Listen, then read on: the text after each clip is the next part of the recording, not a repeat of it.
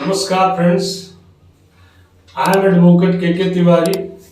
Welcome back to clear judicial services.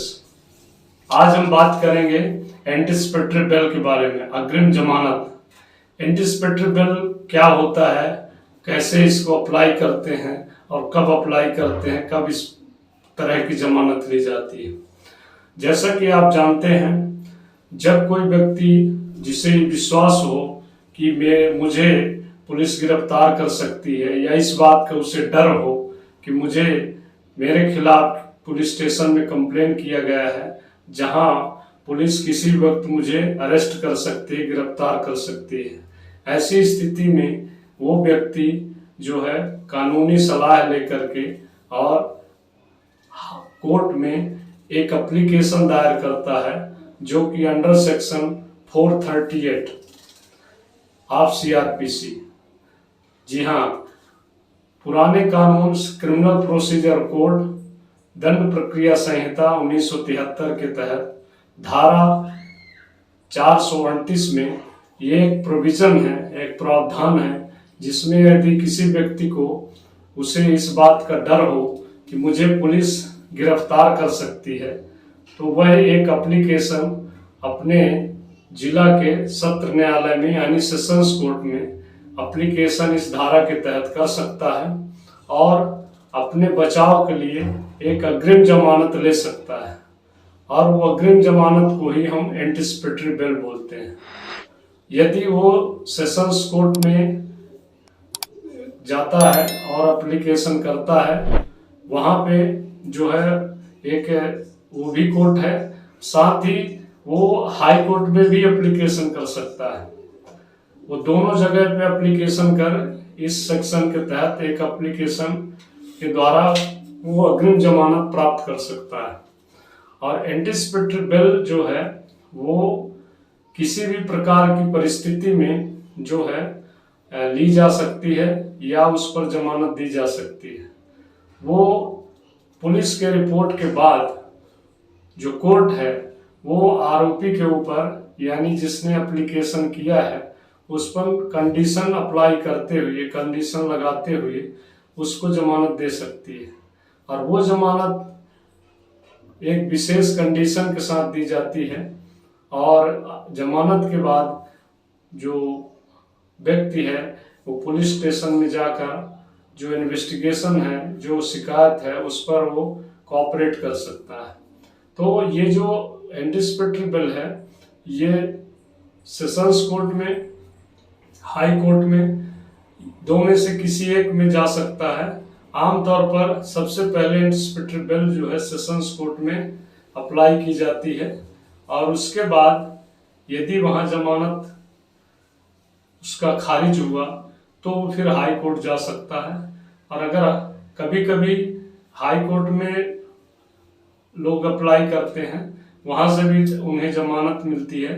तो ये एक ऐसी प्रोविजन है, ऐसी सुविधा है जो क्रिमिनल प्रोसीजर कोड में अंडर सेक्शन 438 में दिया गया है। नए 482 में रखा गया है, 482 में, भारतीय नागरिक सुरक्षा संहिता में 482 के तहत कोई व्यक्ति जिसे इस बात का डर हो कि मेरे खिलाफ पुलिस स्टेशन में शिकायत है, जो कि एफआईआर के रूप में है और एफआईआर रजिस्टर्ड है, ऐसी स्थिति में वो व्यक्ति सेशंस कोर्ट में एक एप्लीकेशन दायर करेगा। उस एप्लीकेशन के तहत उसे अग्रिम जमानत मिल जाएगी। उसी अग्रिम जमानत को हम एंटीसिपेटरी बेल कहते हैं। और वो जो एंटीसिपेटरी बेल है वो सेशन कोर्ट अपने जिला के सत्र न्यायालय में फाइल कर सकता है, या फिर अपने यहाँ के हाई कोर्ट में यानी उच्च न्यायालय में फाइल कर सकता है।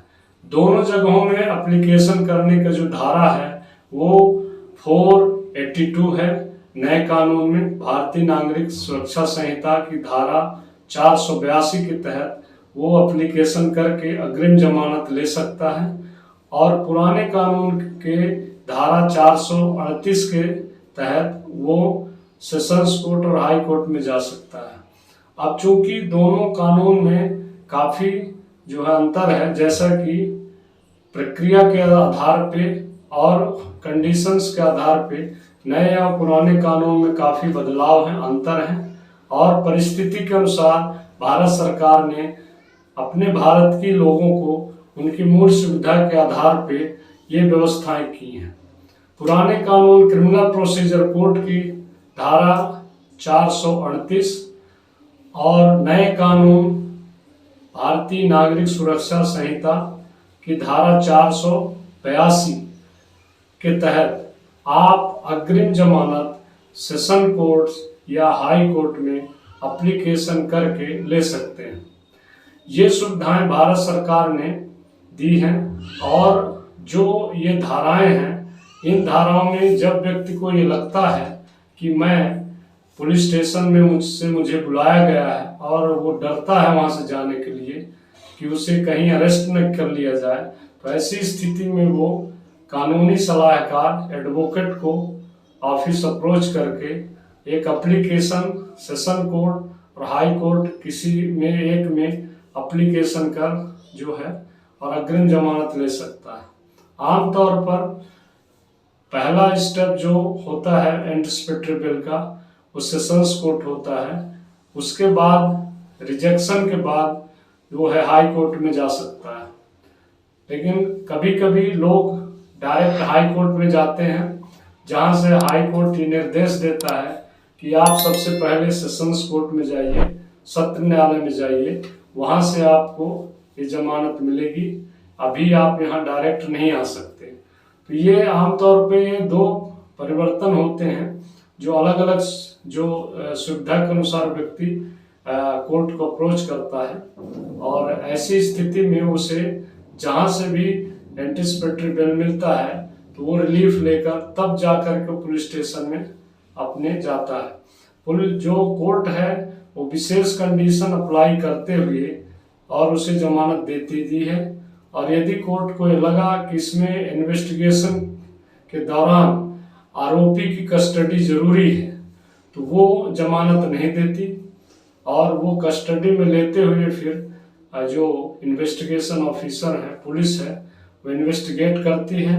साथ ही उसे फिर जो है रेगुलर बेल लेना पड़ेगा, जो एक अलग धारा होती है, अलग प्रक्रिया होती है, अलग प्रोसीजर होती है। तो आपको मैं आज एंटिसिपेटरी बेल यानी अग्रिम जमानत के बारे में बताया।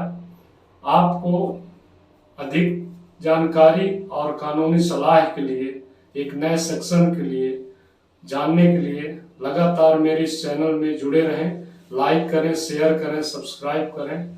और तब तक के लिए आप जो है इस चैनल को लगातार देखते रहें। और किसी भी टॉपिक में पूरी तरह से समझने के लिए आप पूरे वीडियो को अवश्य देखें, ताकि आपको पूरी जानकारी मिले कि किस सेक्शन में किस प्रक्रिया के तहत कैसे कानून अपना काम करती है, कैसे वकील काम करते हैं, कैसे पुलिस काम करती है, कैसे कोर्ट काम करता है और किस प्रक्रिया के तहत हम लोग जस्टिस या न्याय प्राप्त कर सकते हैं। तब तक के लिए धन्यवाद। जय हिंद।